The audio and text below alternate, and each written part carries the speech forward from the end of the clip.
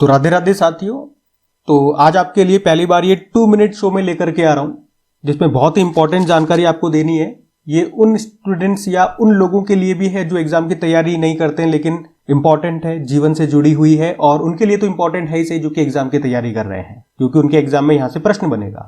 तो वैसे तो थंबनेल से आपको पता चल गया होगा। पहले मैं आपको जो न्यूज है वो बता देता हूँ, फिर सिंपल मैं आपको लिख करके बिल्कुल शॉर्ट में चीजें, वन लाइनर में मैं आपको चीजें बता दूंगा। देखो, न्यूज ये रही कि अगर आप एटीएम से कैश विड्रॉ करते हो तो पर ट्रांजेक्शन 19 रुपए लगेंगे, पहले 17 रुपए लगा करते थे।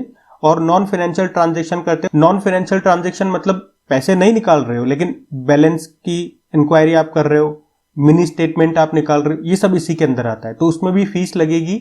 फीस को 1 रुपया बढ़ा दिया गया, पहले 6 रुपए लगा करती थी, अब बढ़ा के 7 रुपए कर दिया गया। ठीक है, ये तो फीस वाली बात हो गई। अब लेकिन ये कब लगेगी? देखो, फ्री लिमिट जब आपकी खत्म हो जाएगी ना, तो उसके बाद ये फीस लगना चालू होगी। और ये नियम कब से लागू होंगे वो भी आप सुन लो, 1 मई 2025 से। अभी आरबीआई ने एटीएम इंटरचेंज जो फीस होती है उसमें बढ़ोतरी को मंजूरी दे दी है, इसीलिए ये सब हो रहा है।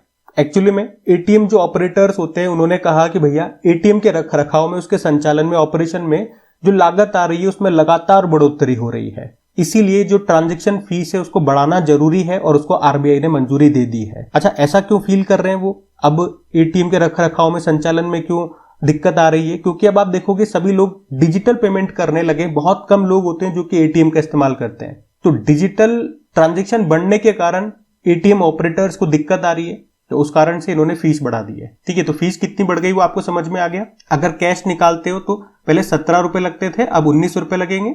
नॉन फाइनेंशियल ट्रांजैक्शन हो रहा है तो पहले 6 रुपए लगते थे, अब 7 रुपए लगेंगे। ये नया वाला रेट आपको याद रखना है। अच्छा, फ्री ट्रांजैक्शन में भी किसी को दिक्कत है कि फ्री कितनी लिमिट होती है, अभी तो यही नहीं पता होगा, तो मैं आपको आरबीआई की साइट का ये पेज है वो दिखा देता हूं, यहाँ क्या लिखा हुआ है, ताकि कोई कंफ्यूजन न रहे।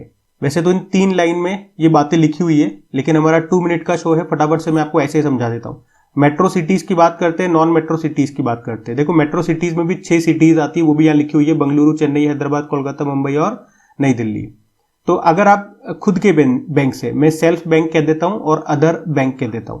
अगर देखो खुद के बैंक से निकाल रहे हो ना, तब आरबीआई कहता है कि 5 लिमिट आपको फ्री में मिलेगी, चाहे आप कहीं पर भी हो, मेट्रो में हो, नॉन मेट्रो में हो।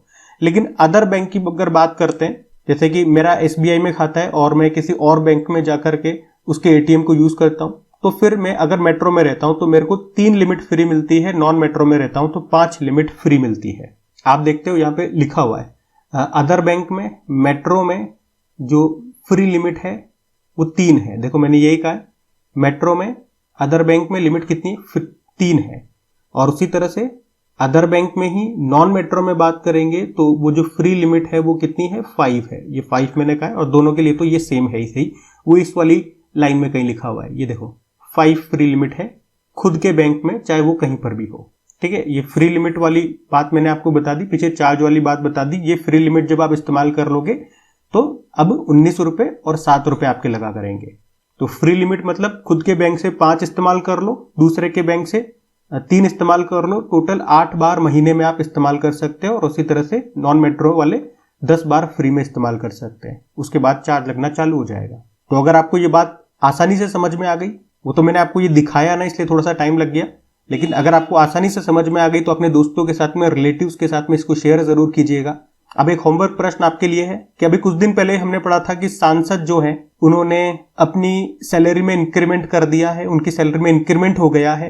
कितने प्रतिशत का इंक्रीमेंट हुआ है? अरे मैं ही बताने लगा हूं, मैं पूछ रहा हूं कितने प्रतिशत का उनकी सैलरी में इंक्रीमेंट हुआ है, और वो कब से लागू होगा? अभी 2025 चल रहा है, तो 2025 से लागू होगा, 26 से लागू होगा, 24 से लागू होगा, या 2023 से लागू होगा? वो बहुत शाणे लोग हैं, पहले से उन्होंने लागू कर दिया, 2023 से ही कैलकुलेट करेंगे, लेकिन कितना % होगा चलो ये बता दो। ठीक है, आज के लिए इतना ही। राधे राधे।